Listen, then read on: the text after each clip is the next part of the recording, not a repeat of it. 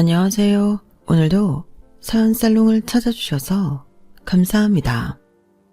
저는 세상 물정 모르고 사랑 하나만 보고 손해보는 결혼을 했다가 이혼하고 정신 차린 30대 여자입니다.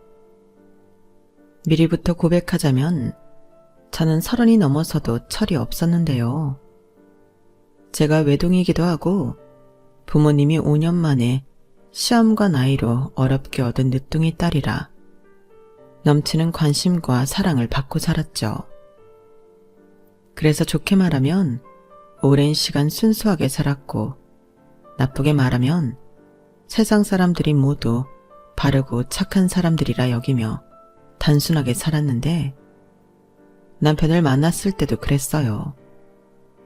첫 만남은 친한 친구가 남자친구가 생겼다며 자기 남자친구의 절친을 저에게 소개해줘서 알게 되었는데, 자꾸 얼굴을 보고 어울리다 보니 좋은 사람 같더라고요. 솔직히 일부러 나쁘게 보일 이유도 없는 건데, 저는 저한테 보여주는 모습이 그 남자의 전부인 줄 알았어요. 그리고 순진했던 여고생 시절, 로미오와 줄리엣처럼 사랑하면 죽음도 함께할 수 있다고 믿는 그런 여자였는데, 아마 남편도 저 같은 여자가 신기했겠죠. 그리고 자연스럽게 더블 데이트를 하다가 저도 남편도 호감이 생겼고, 나중엔 우리 둘만 데이트를 하며 연인 사이로 발전하게 되었는데, 한 2년 정도 지났을까? 친구 커플이 결혼을 하면서 훅 나도 결혼하고 싶다는 생각을 하게 되었어요. 그때 당시 저도 남편도 직장을 다니고 있는 직장인이었고, 나이 차이는 궁합도 보지 않는다는 4살 차이였는데, 제 나이가 32살, 남편 나이가 36살로 결혼할 나이가 되긴 했었죠. 하지만 남편 집은 그렇게 여유롭진 않았는데요. 다른 사람처럼 집에 생활비를 드리는 건 아니었지만, 그렇다고 아들이 장가를 간다고 경제적인 도움을 줄 수 있는 집도 아니었거든요. 그에 반면 저희 친정은 부모님이 빌라 상가 건물 같은 걸 지어 분양 사업을 하고 계셨고, 경제적 여유가 꽤나 많이 있었는데, 제가 결혼을 하면 집이며 차며 해주겠다고 저희 아빠는 늘 노래를 부르셨어요. 나는 너를 너무 힘들게 가졌잖아. 그래서 네가 시집가서 아이를 낳는다면 그 손자 손녀는 오랫동안 보고 싶다. 물론 귀한 내 딸 시집간다고 하면 서운하긴 하지만, 그래도 네가 좋은 짝 만나 행복하게 살면 아들 하나 생기는 거니 그것도 너무 좋지. 라며 언제고 당신의 딸이 결혼해 가족이 늘어나 더 큰 행복을 바라셨던 친정 아빠셨는데요. 저희 엄마도 마찬가지셨어요. 그래서 남편을 데리고 인사를 다녀온 뒤 아무래도 남편 쪽에서는 금전적인 도움을 받기 어렵다고 제가 먼저 이야기 꺼냈는데요. 저희 부모님은 당신들의 예비 사위가 마음에 드셨는지 그런 건 전혀 문제가 되지 않는다고 하셨어요. 그 말에 긴장했던 남편의 얼굴에도 화색이 돌았는데, 그 후 저희 엄마는 남편이 인사를 마치고 돌아간 뒤 저한테 이렇게 말하셨어요. 오늘 네가 데리고 온 남자 인상이 참 좋더라. 무엇보다 우리 딸이 좋아하는 사람이라 그런지 엄마 눈에도 쏙 들던걸. 그리고 아까 네가 한 얘기 있잖아. 저쪽 집에서는 도와주지 못하실 것 같다고. 엄마는 이렇게 생각해. 다른 건 아무 상관없지만 사람은 잘 봐야 한다고. 네 남편 될 사람도 그렇고 시 가족 될 사람들도 잘 봐야 하고. 엄마, 다들 좋아. 엄마도 좀 전에 기강씨 인상 좋다고 했잖아. 시부모님 되실 분들도 온화하고 다 좋으셔. 그래? 그럼 다행이고. 그래도 원래 사람은 한두 번 봐서는 잘 모르는 거니까 결혼 준비하면서도 잘 봐. 결혼하고 나면 가족인데 괜히 이상한 사람이랑 엮이면 피곤하다. 특히 네가 순진해서 잘 모르는데 남자들 결혼하면 달라지는 경우도 많아. 그래서 엄마는 에휴. 그래서 내가 시집을 안 갔으면 좋겠다는 거야? 언제 그렇대. 엄마가 그냥 걱정이 돼서 그러지. 이왕이면 아니 우리 딸은 꼭 좋은 사람한테 시집 갔으면 하는 마음이니까. 우리 딸은 원래 누구든 다 좋게만 보잖아. 전에 인사 갔을 때 그쪽 식구들은 어땠어? 다들 좋았어. 잘해주시고 맛있는 것도 많이 만들어주시고 나한테 예쁘다고 칭찬도 많이 해줬는걸? 에휴, 그래서 또 홀랑 좋아라 했지? 좌우간 우리 딸은 누굴 닮아서 사람 좋아하고 해맑을까? 너는 언제 철들래? 애를 낳아야 어른이 되려나? 엄마는 또 그 소리. 나 어른이거든? 30대야. 엄마 눈에만 내가 애처럼 보이는 거야. 별 걱정을 다 해 정말. 엄마, 딸만 믿어. 내가 이래봬도 사람 보는 눈이 제법 있걸랑요. 기강씨 착한 사람이야. 만나는 내내 나한테 맞춰주고 잘해줬어. 싸운 적도 없다니까.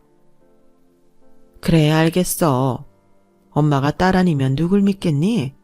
그러니까 우리 딸 꼭 행복해라. 엄마는 그것 말고는 바랄 게 없어. 알겠어. 잘 살게. 행복하게 입 찢어지게 웃으면서 살게. 분명 저는 저한테 다가올 미래도 모르고 저런 말을 했었는데 제가 경험해본 결혼이라는 세상은 마냥 행복할 수는 없었어요. 다른 분들 사연을 들으면 시댁과 갈등도 많으신 것 같은데 저는 순전히 남편 하나 때문에 이혼했거든요. 제 전 시부모님은 저희가 결혼할 때 전혀 도움을 주지 못해 미안하다고 저한테 그 어떤 것도 강요하지 않으셨는데 결혼하고 2년 정도는 아무 문제 없이 제가 바라는 행복한 시간을 보냈어요. 그러면서 시부모님이 그야말로 땡전 한 푼도 없이 시작해서 자식 셋을 낳고 이고생 저고생하며 살았다는 사연을 알게 되었는데 결혼 전에 남편한테 대략의 이야기를 듣긴 했지만 당사자인 시부모님에게 들으니 그 이야기의 깊이가 확연하게 차이가 나더라고요. 다옥이 시어머니는 연세가 있으심에도 건물 청소 일을 하고 계셨는데 그래서 허리도 살짝 굽으셨고 손가락 마디도 쫙 피는 게 힘들다고 하셨어요. 게다가 손을 잡아드렸을 때 왜 그렇게 피부가 거치신지 제가 깜짝 놀랄 정도였는데 그래서 더 마음이 쓰이더라고요. 그래서 시댁에 갈 때마다 몸에 좋은 거, 피부에 좋은 거, 소재 좋은 옷들을 선물로 준비해드렸고 시부모님은 이런 거 비싸니까 안 줘도 된다고 하시면서도 늘 좋아하셨는데 아마 남편이 제 뒤통수를 치려고 하지 않았다면 저는 시부모님께 계속 잘해드리며 살았을 거예요. 하지만 좋았던 시간도 잠시 결혼하고 3년이 넘어 4년차가 되어가니 슬슬 남편에게서 전과 다른 무신경과 무심함이 느껴졌는데 제가 외롭고 서운한 날이 많아졌어요. 그리고 그 시작은 노력을 많이 하는데도 임신이 안 되었다는 것부터 시작되었는데요. 저희 부모님처럼 시험관을 하는데도 임신은 어려웠어요. 산부인과에서는 아무런 이상이 없다고 했는데 미치고 팔짝 뛸 노릇이었죠. 처음에는 안 생기면 어쩔 수 없지 하는 마음이었는데 그게 횟수를 거듭할수록 마음처럼 태어날 수는 없더라고요. 그리고 제가 딱히 잘못한 것도 없는데 남편한테 미안하고 시부모님께도 죄송해 우울한 마음도 많았는데 그 즈음부터 남편이 다른 사람이 되어갔어요. 회사 일 핑계대면서 늦는 날이 많았고 주말에도 특근이다 약속이다 외출도 잦아졌는데 전처럼 저랑 둘이 함께 있으려 하지 않더라고요. 남편은 임신도 포기한 것 같았고 그래서인지 저를 피하는 느낌마저 들었는데 저도 자존심이 있으니 말도 못하고 소가리만 끙끙했어요. 남편이 저를 피하니 임신할 수 있는 방법도 없었죠. 그러다 이건 아니다 싶었는지 남편이 저한테 다시 잘해주기 시작했는데 바보처럼 마음을 돌려준 남편이 고맙더라고요.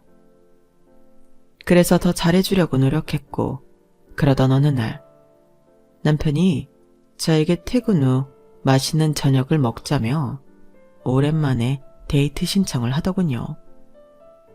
같이 사는 부부인데 왜 그렇게 그 말이 설레든지 저는 그날 아침 꽃단장까지 하고 회사에 출근했는데 회사 사람들이 전부 오늘 무슨 좋은 일 있어? 아니면 낭군님이랑 데이트하나? 제 차림을 칭찬해줬는데 그래서 더 한껏 가슴이 부풀었던 것 같아요. 그리고 이윽고 퇴근 시간이 되어 남편과 만나기로 한 약속 장소에 나갔는데 다시 결혼 전으로 돌아간 듯 즐거운 시간을 가졌죠. 오랜만에 남편과 오붓한 시간을 보내서인지 너무 행복했어요. 그런데 그런 들뜬 기분에 취해 있을 무렵 남편이 난데없이 저에게 이상한 소리를 하기 시작했는데요. 저희 부부가 사는 신혼집을 팔자고 하더라고요. 저는 제가 와인에 취해 잘못 들은 줄 알았어요. 하지만 제가 제대로 들은 소리가 맞더라고요. 참고로 저희가 사는 신혼집은 아파트가 30평 후반대 신축 아파트였는데 전에 저희 아빠가 말씀하셨듯 친정아빠가 저희 결혼할 때 그 집을 제 명의로 사주셨거든요. 그런데 남편이 애도 없이 둘만 사는데 집이 너무 넓지 않냐며 이 집을 팔아 반절은 시부모님에게 드렸으면 좋겠다고 하더라고요. 뭐? 우리 지금 사는 집을 팔자고? 우리 엄마 아빠 고생 많이 한 거 자기도 알잖아. 근데 오래된 빌라에서 살고 있으니 나만 좋은 데 사는 것 같고 마음이 편하지 않더라고. 게다가 그 집이 몇 년 전부터 우풍도 심하고 지난 여름에는 누수 터져서 아래층 공사까지 해줬잖아. 보일러를 아무리 틀어도 따뜻하지도 않은데 난방비만 나오고 아무리 생각해도 이사를 가야 할 것 같아. 엄마 아빠는 아이도 있는데 그러다 골병 들면 어떡해? 그래도 꼭 이 집을 팔아서 해드려야 하나? 그렇다고 장인어른한테 돈을 해달라고 할 수는 없잖아. 그건 그렇지만 그럼 대신 우리 아빠 신축 분양하는 집 중에 괜찮은 걸 하나 부탁드려 보자. 지금 사시는 집 팔고 일단 그 돈으로 우리 아빠한테 집을 분양받으면 되잖아. 에이, 장인어른이 아무리 통 크고 좋으신 분이라도 그건 아니지. 엄연히 분양가가 있는데 그걸 무시하고 우리 엄마 아빠한테 집을 하나 달라고 하겠다고? 그건 내가 싫어. 사돈인데 이게 뭐냐? 자존심 상하게. 아니, 자기 얘기를 들으니 그 말도 맞는 것 같긴 한데 그래도 이 집을 파는 건 아닌 것 같아. 명의는 내 거지만 이 집도 아빠가 사준 건데 우리 마음대로 팔 순 없지. 그러니까 비밀로 해야지. 어차피 우리 집은 안 오시잖아. 우리가 팔았다고 말 안 하면 모르실 텐데 그렇게 하자. 우리는 20평대 작은 아파트 가도 되고 아니면 요즘은 빌라도 예쁘게 잘 지으니까 그런데 가도 되지. 애도 없으니 학군 같은 거 안 따져도 되잖아. 왜 말을 아까부터 그렇게 해? 지금은 없지만 나중엔 생길 수도 있잖아. 나 아직 포기 안 했어. 자기야, 말 나온 김에 얘기하자면 나는 이제 그만하고 싶다. 애 없이 우리끼리만 행복하면 되지. 나는 자기만 있으면 되는데 자기는 꼭 애가 있었으면 좋겠어? 요즘 애 하나 키우려면 수억 든데 차라리 나는 그럴 돈으로 자기랑 재미나게 살고 싶어. 이제 우리 젊지도 않아. 남편은 이젠 애는 필요 없다며 제 마음은 생각지도 않고 저렇게 말했어요. 그리고 어쩐지 저는 그 말이 너무 슬프게 들렸는데요. 이걸 누가 더 고생이냐 따지는 것도 우습지만 시험관을 하면서 고생은 제가 하는 거거든요. 그런데 자기는 젊지도 않고 이젠 힘들어서 아이를 포기하고 싶다는 남편이었고, 저는 서운한 마음에 남편의 말에 아무런 대꾸도 하지 않았어요. 그리고 시부모님 사정은 유감이지만 살고 있는, 그것도 저희 아빠가 잘 살라고 사주신 아파트를 팔아 도와드리고 싶진 않았는데요. 대신 다른 방법을 찾아보자 남편을 설득했어요. 그래서 철없이 친정 부모님에게 이 문제를 상의했고, 대신 남편이 우리 사는 집을 팔아 시댁 도와주자고 했다는 소리는 하지 않았는데, 저희 부모님도 쉽지 않은 문제라는 듯 말씀을 아끼는 눈치셨어요. 아빠, 요즘 집사라면 그렇게 돈이 많이 들어? 그야 인건비며 자재비며 오르지 않은 게 없으니까. 요즘은 또 예전 같지가 않아서 분양도 잘 안 돼. 대출도 잘 안 나와서 해약하는 경우도 많아졌고. 아, 그렇구나. 그이가 시부모님 걱정을 많이 하는데 그 집을 팔아도 집을 새로 사긴 어렵겠네. 대출이 안 되면. 현실적으로 그렇지. 아빠도 도와주긴 많이 힘드나? 유정아, 아무리 그래도 네 아빠 곤란하게 그런 말을 하니 그리고 사돈들이 좋아하지 않으실 거야. 그이도 같은 소리를 하긴 했는데 그래도 가족이잖아. 딸, 그 문제는 아빠도 좀 어렵네. 아빠도 대출받아서 집 짓고 상가 짓는 건데 남는 게 없으면 힘들지. 아빠도 그럼 한 채 턱 하고 드릴 수 있으면 좋은데 그럴 수는 없어. 아, 그렇구나. 내가 진짜 아무것도 몰랐네. 나는 집은 마음만 먹으면 살 수 있는 건 줄 알았어. 회사 사람들 전부 알아서 집만 잘 사니까. 에휴, 여보, 우리가 딸을 너무 현실을 안 가르쳤네. 너 괜히 네 시부모님한테 이상한 소리 하지 않았지? 엄마는 나를 뭘로 보고? 나 그렇게 사리분별 못하는 사람 아니거든. 엄마 아빠한테 물어보고 뾰족한 수 있을 때 얘기하려고 했지. 그래, 그건 잘했다. 그리고 니네 시댁 자가라고 하지 않았어?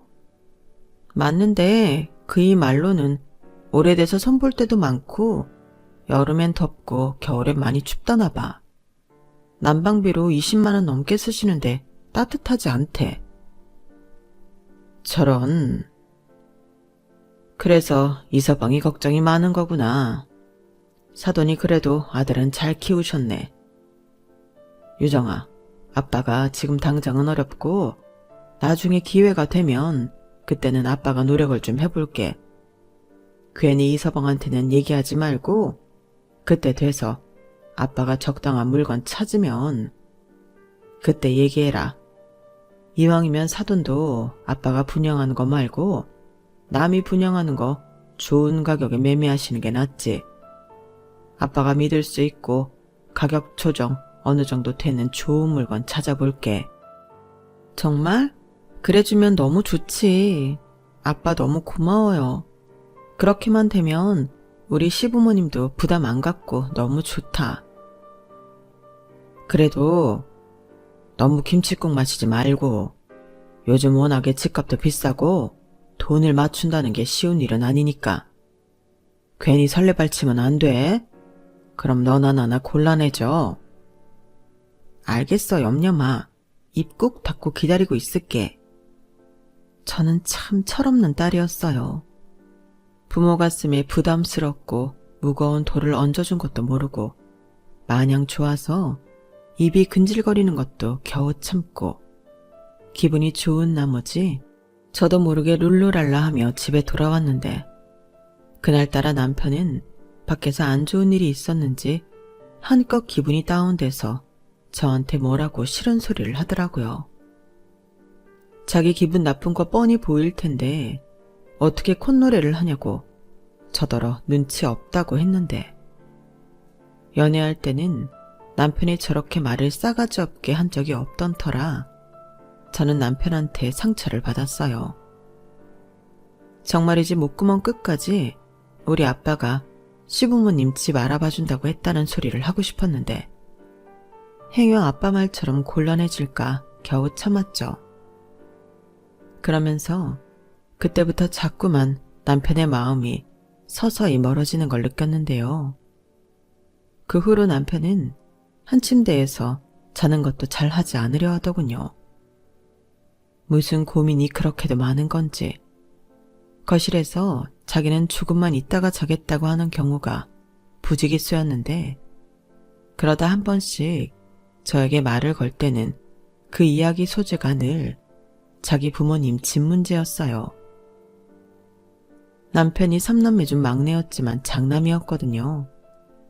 그래서인지 자기가 장남인데 더 늦기 전에 효도를 하고 싶다고 저를 졸랐고, 그때는 제 마음도 예전 같지는 않았는데 남편이 너무 돈돈거리니까 나중엔 이 남자는 나랑 결혼한 게 돈 때문인가? 하는 생각까지 들었어요. 물론 제가 억대 연봉도 아니고 저희 집이 무슨 재벌도 아니지만 저희 친정이 시댁보다는 형편이 많이 좋은 것이 사실이었고, 결혼하면서 많은 도움을 받다 보니 안 그랬던 사람도 변하는구나, 그런 생각이 들더라고요. 그러니 남편이 자기 효도하고 싶다고 저한테 말을 할 때면 전에는 아니었지만 문득문득 자기가 효도하고 싶은 걸 왜 나를 졸라서 하려고 하는지 그 심보가 고약하게 느껴졌는데요. 그래서 저도 그런 남편의 말을 무시하기 시작했어요. 어차피 저희 아빠가 이야기한 건 아직 얘기할 수도 없고, 솔직히 그때는 아빠가 적당한 집을 찾아줘도 반갑지 않았는데, 남편은 식어가는 제 마음을 느낀 건지 그런 저를 보고 너도 며느리이긴 하네. 친정이랑 시댁이랑 너무 차별하는 거 아니야? 왜? 시댁이 못 사니까 우스워? 라고 심지어 화를 내면서 넘지 말아야 할 선을 넘고 말았어요. 효도를 하고 싶으면 지 힘으로 하던지요. 아니, 시부모님이 애당초 부탁한 일도 아닌데 자기 혼자 발을 동동거리며 저에게 짜증을 부리는 남편을 저는 이해하고 싶지 않았어요.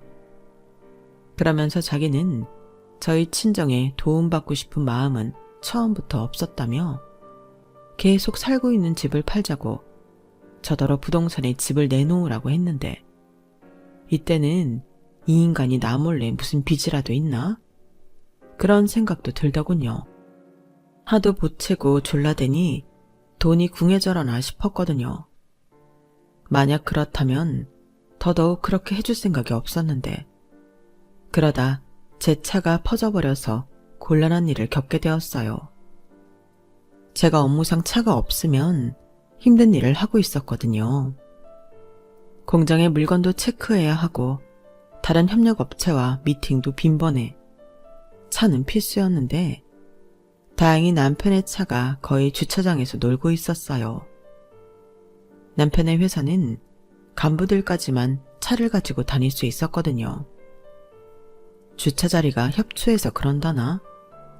굳이 차를 가지고 다니고 싶으면 회사 근처 어딘가에 월 주차 가능한 곳을 찾아야 했는데, 집이 남편 회사에서 지하철로 9정거장이면 도착하는 거리라 굳이 그런 돈을 쓸 필요가 없었어요. 그래서 차는 본인이 주말에 개인 볼일 보거나 저랑 어디 데이트하러 갈 때 혹은 시댁에 갈 때만 쓰고 있었는데, 그 차 생각이 나서 저는 남편의 차 키를 찾기 시작했죠. 그리고 둘 다 워낙 정리정돈을 잘하는 성격이라 힘들지 않게 남편의 차 키를 찾을 수 있었는데요. 일단 상황이 급해 남편에게 문자로 내 차가 퍼져서 자기 차 좀 빌린다고 짧게 문자를 보내고 그 차를 바로 썼어요. 그런데 차 안이 깨끗해도 너무 깨끗했고 안에 디퓨저인지 좋은 냄새도 났는데 이상하게 기분이 묘하더라고요. 그리고 생각해보니 제가 남편 차를 마지막으로 탔던 게 참 오래되었는데 저는 괜히 차 안을 살펴보고 싶어졌어요. 그러자 남편이 뒤늦게 문자를 확인했는지 자기는 자기 차 쓰는 거 반대라며 저더러 렌트를 하든 택시를 타든 하라고 자기 차에는 손도 대지 말라고 하는데 왜? 하지 말라면 더 하고 싶은 게 사람 심리잖아요. 저는 이 차에 뭔가 있는 그런 쎄한 기분이 들었어요. 그래서 트렁크도 열어보고 차 시트 밑바닥도 살펴보며 출근해야 하는 사실도 잊은 채 차 구석구석을 뒤지기 시작했는데 그러다 차 트렁크 바닥에 공간이 있다는 게 생각이 났죠. 전에 드라마에서 바람핀 남자가 거기에 물건을 숨기는 걸 봤었거든요. 그래서 혹시나 싶어 살펴보니 거짓말처럼 거기엔 다른 여자 물건이 들어있었어요.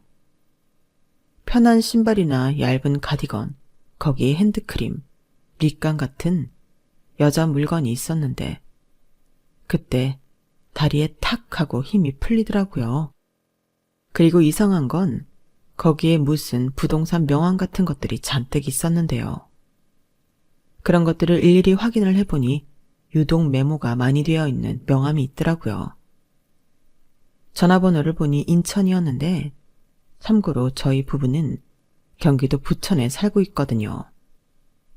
시부모님도 김포 쪽에 사셔서 저희 집이랑 가까웠는데 인천에는 제가 알기로 친척도 없는 낯선 곳이었어요.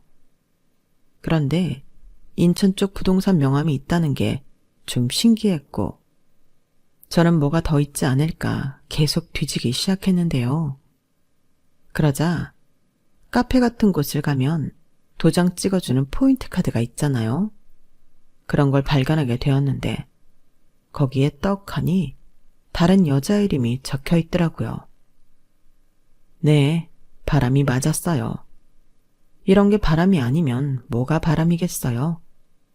그리고 차량 블랙박스도 확인하니 여기에 적기도 민망한 것들이 잔뜩 들어있었는데 그냥 남편의 차는 외도 증거의 총집합이었죠. 그런데도 간도 크게 차 키를 집에 두고 다녔다니 새삼 남편의 허술함이 고맙기까지 했는데 그때부터 남편이 미친 듯이 전화를 하기 시작했어요. 제가 남편의 문자 답장에 아무런 대꾸도 하지 않았거든요. 그러니 똥줄이 탔던 남편은 계속 저에게 전화를 걸었고 아무래도 이 인간이 일도 내팽개치고 집으로 올 것 같아 저는 일단 운전을 해서 거래처 공장으로 이동했는데요. 일이 있기도 했고 회사로 가면 남편이 찾아올 수도 있을 것 같아서였어요. 그리고 손에 잡히지도 않는 일을 무슨 정신인지 모두 끝내고 저는 유독 메모가 많이 되어 있던 인천의 부동산에 전화를 걸었는데요. 남편 놈의 내연여행색을 하며 통화를 시도했죠. 무슨 막장 드라마도 아니고 손이랑 목소리가 덜덜덜 떨렸어요. 여보세요? 땡땡 부동산입니다. 사장님 안녕하세요. 저 기억하실지 모르겠는데 예전에 까만 제네시스 SUV 타고 남자랑 같이 집 보러 갔던 최선화예요. 아, 기억나요. 아유, 왜 이제 연락해요. 그 물건 다른 임자 생겨서 날렸어요. 그날 생각 좀 하고 다시 온다고 하더니 그게 일이 좀 있었어요. 죄송해요. 그럼 그 물건 이젠 없는 건가요? 원래 사람들 보는 눈이 다 똑같은 법이에요. 내 눈에 좋아 보이면 다른 사람 눈에도 좋아 보이지. 근데 아가씨가 운이 좋긴 하나 보네. 마침 어제 비슷한 물건이 들어왔거든. 어때요? 그 집 보고 바로 계약할래요? 이런 기회는 흔치 않아. 그리고 그때 보니까 둘이 엄청 잘 어울리던데. 남자가 집 해준다고 할 때 얼른 받아야 돼. 안 그러면 그 남자도 다른 여자한테 뺏긴다니까. 저는 아무것도 모르고 잘도 떠들어대는 오지랖 넓은 부동산 사장님 덕에 모든 퍼즐이 맞춰졌어요. 그리고 실성한 사람처럼 웃음이 터졌는데 사람이 이렇게도 뒤통수를 맞는구나. 기가 막히더라고요. 그러면서 또 번뜩 떠오르는 생각이 있었는데 시부모님 집을 넓은 곳으로 옮겨주고 싶다는 남편의 말도 확인해 봐야 할 것 같았어요. 그 인간이 무슨 돈이 있다고 그 여자한테 집을 해주겠어요? 그래서 퇴근 후 저는 연락도 하지 못한 채 시댁으로 향했는데 시부모님이 저를 보고 깜짝 놀라시더라고요. 하긴 며느리가 연락도 없이 혼자 밤에 불쑥 찾아오는 일이 흔한 일은 아니잖아요.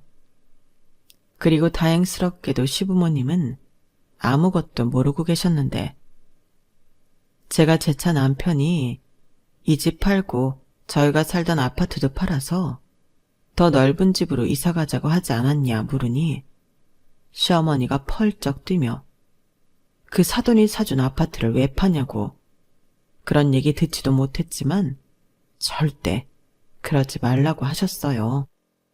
걔는 왜 너한테 그런 쓸데없는 말을 했다니? 우리는 여기서 살면 돼. 그이가 집이 너무 낡아서 두 분이 고생한다고 계속 고집을 부리더라고요. 그래서 저도 저희 아빠한테 괜찮은 집 있으면 소개해달라고 얘기까지 해놨는데 저는 두 분 다 아시는 일인 줄 알았어요. 그 사람이 부동산도 여러 곳 다니고 있던 것 같더라고요. 뭐? 부동산까지 다녔다고? 네, 여기 보세요. 아, 그리고 부동산 명함이랑 다른 것도 같이 있었는데 이것도 아시는 건지 확인 좀 해주세요. 그게 뭔데? 저는 시부모님 앞에서 남편의 내연녀 물건을 한아름 꺼내 보여줬어요. 그러자 시아버님은 이게 다 뭔가 하고 모르겠다는 얼굴을 하셨고 시어머니는 여자 물건을 보자마자 저를 쳐다보셨는데 이거 네 거가 아니라는 거지? 라고 단번에 얘기를 하셨어요. 저는 물론 그렇다고 대답했죠. 그러자 시어머니가 냉장고 문을 활짝 열더니 냉수를 꺼내 벌컥벌컥 물을 목구멍으로 밀어 넣으셨고 당신의 아들한테 전화를 걸기 시작하는데요. 저 들으라는 듯 스피커폰으로 돌리셨어요. 엄마, 왜요? 너 혹시 우리 이사시켜주려고 네 처한테 집 팔자고 했냐? 그 사람이 그래요? 아니 뭐 집이 오래되긴 했으니까 그랬으면 좋겠다. 뭐 그랬지? 그래서 부동산 다니고 그랬어? 네 장인이 사준 아파트 팔아서 집 사려고? 그건 무슨 소리야. 부동산이라니. 아니 나는 그 사람한테 그냥 말만 한 거야. 그리고 뭐 그 사람이 그 집을 순순하게 팔 것 같아? 어림도 없어. 그걸 아는 놈이 왜 딴 년이랑 부동산을 다녀? 그년 집 해준다고 인천까지 가서 집 알아봤잖아. 너나 지금 당장 순순하게 풀어? 엄마가 그거 어떻게 알았어? 혹시 집사람 거기 있어? 집사람이 내 차에서 뭐 찾았대? 아, 이놈의 화상. 네 집사람 지금 없다.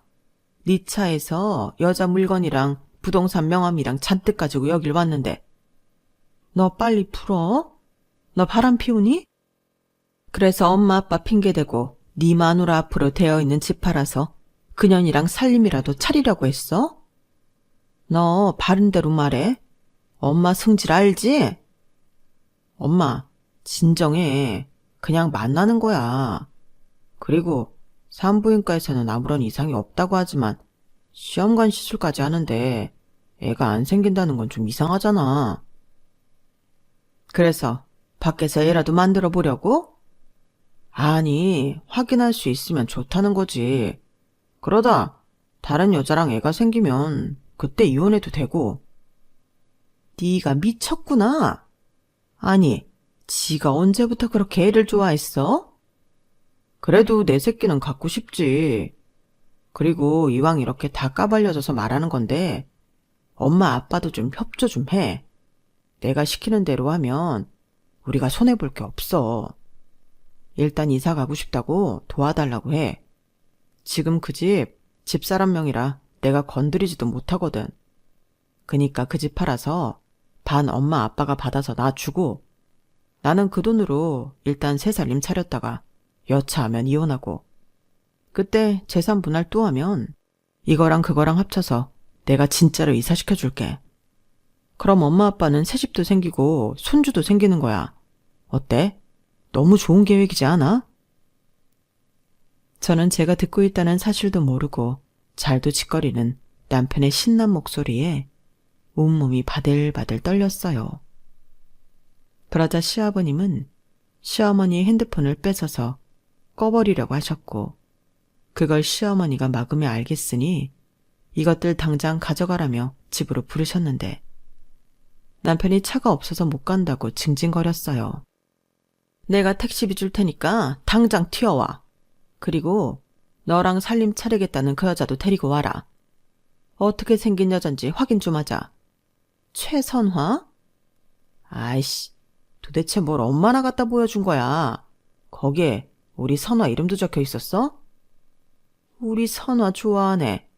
그래, 커피를 얼마나 처마셨는지 도장 2개만 더 찍으면 무료로 한 잔이란다.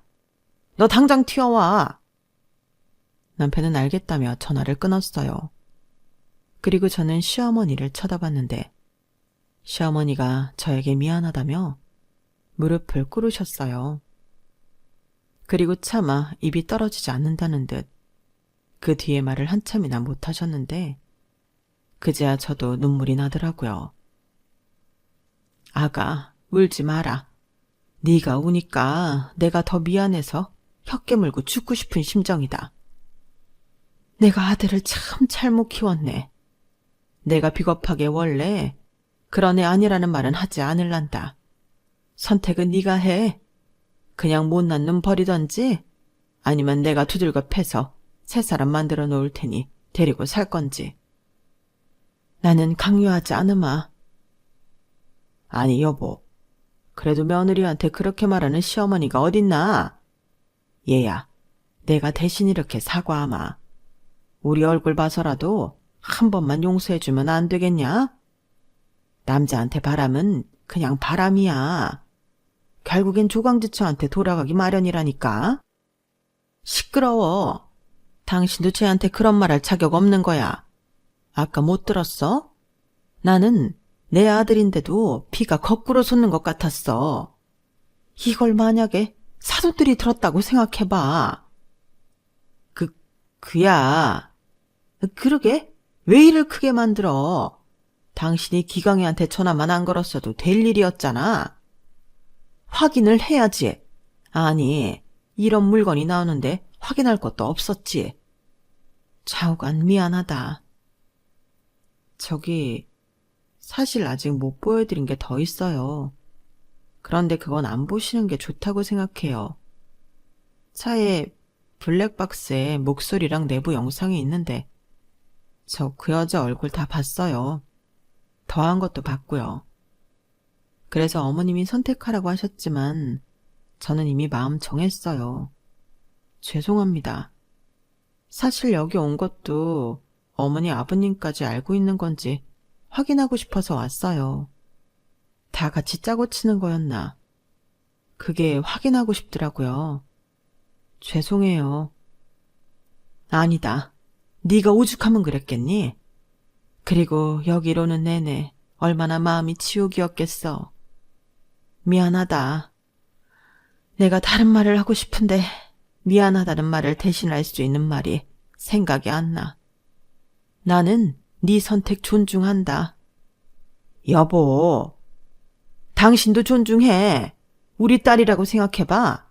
당신이 잘 살라고 사준 아파트 팔아. 딴 여자랑 살림 차리겠다고 하는 사위 받아줄 수 있어? 없지.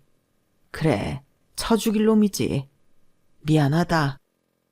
저는 지금 생각해도 시부모님은 그나마 괜찮은 분이었다는 생각을 해요. 팔은 안으로 굽는다고 하는데 저렇게 진심으로 아들 대신 사과해주는 부모님이 몇이나 있겠어요. 그리고 아무것도 모르는 남편은 무슨 자기 둘째 부인 인사를 시켜주려고 하는 건지 신나서 지 애인이랑 시댁으로 들어왔는데 들어오자마자 시어머니가 리모컨을 던지셨죠. 그 바람에 중문 유리가 요란한 소리를 내며 깨졌고 그 난리통에 남편과 그 내연녀는 저를 봤는지 놀라서 주랭랑을 치려 했는데 시어머니가 어찌나 민첩하게 움직이시던지 그 두 연놈을 잡아서 끌고 안으로 들어왔어요. 그러자 왜 이러냐며 남편이 자기 엄마를 밀쳐냈는데 그 바람에 시어머니가 거실 바닥에 내동댕이 쳐졌고 그 모습에 시아버님까지 나서 남편에게 주먹을 날리셨죠. 그리고 그 내연녀는 제 차지였어요. 왜 그렇게 TV에 여자들이 머리채를 잡는지 그때 알겠더라고요. 그리고 미처 생각하기도 전에 저 역시 먼저 손이 나가 그 여자의 머리채를 잡았는데 그 여자도 질세라 제 머리채를 잡고 쌍스러운 욕을 하기 시작하더군요. 저는 물러서지 않았어요. 제가 와이프였고 여긴 시댁이었으니 홈그라운드라고 하긴 좀 뭐하지만 그래도 제가 유리한 입장이었는데 그렇게 한바탕 난리를 치고 저는 남편놈에게 이혼할 거니 집으로 올 필요는 없다고 통보했어요. 설마 이렇게 다 까발려졌는데 계속 나랑 살 생각인 건 아니지? 저 여자랑 잘 먹고 잘 살아. 아까 인천 땡땡 부동산인가? 거기에 전화해봤는데 둘이 엄청 잘 어울린다고 하더라. 그리고 먼저 봤던 집은 나갔고 다른 물건이 있대. 놓치지 말고 그거라도 잡아. 아참, 돈이 없어서 못하나? 설마 우리 아빠가 사준 내 아파트 팔아서 그거 사려고 했니? 아주 뻔뻔하다. 어떻게 장인 돈으로 새살림을 차릴 생각을 해? 그것도 네 부모 팔아서. 야, 너 정말 끝까지 이럴 거야? 치사하게 여길 왜 와? 가족은 건드리는 거 아니지. 왜? 너도 내 가족 건드렸잖아. 우리 아빠가 사준 아파트 팔자고 할 땐 그 생각 못 해봤어? 아니, 사줬으면 끝인 거지. 막말로 우리한테 사줬으니까 내 지분도 있는 거야. 안 닥쳐? 아, 내가 저걸 아들이라고 낳아서 미역국을 먹었다니. 그리고 그쪽은 얘 유부남인 거 알고 만났지? 제정신이야? 부모 얼굴에 똥칠을 해도 모자라지. 엄마는 도대체 누구 편이야? 왜 선악까지 여기에 휘말리게 해? 아주 찐사랑 나셨네. 너는 네 마누라 속 뒤집어 놓고 지금 전형 걱정이 되니? 넌 이혼당해도 싸. 어머니 죄송합니다. 아버님께도 죄송해요. 아마도 오늘이 두 분을 뵙는 마지막 날이 될 것 같아요. 그동안 철없는 며느리 좋게 봐주셔서 감사합니다. 아드님은 여기 두고 갈게요. 그리고 곧 이혼 서류랑 아드님 물건은 챙겨서 보낼 테니. 아니다. 저 식기 물건은 그냥 갖다 버려. 그냥 이혼 서류만 보내라. 내가 저놈의 손가락 분질러서라도 도장 찍어 보낼 테니. 그리고 너 하고 싶은 대로 다 해. 전현한테 상간년 소송도 하고. 엄마 미쳤어? 그래 미쳤다. 아들이 이렇게 미친 짓을 하는데 애미가 어떻게 제정신일 수가 있어. 요정아, 그동안 고생 많았고 이제부터는 좋은 남자 만나서 행복하게 잘 살아라. 어여 가. 뭐 좋은 얼굴이라고 계속 보고 있니? 저는 허리를 숙여 인사하고 남편 면상에 그놈 차키를 던졌어요. 그리고 택시를 타고 집으로 돌아와 한참을 쓰러져 울었는데 한 3시간 정도 울었을까? 속이 엄청 시원하더라고요.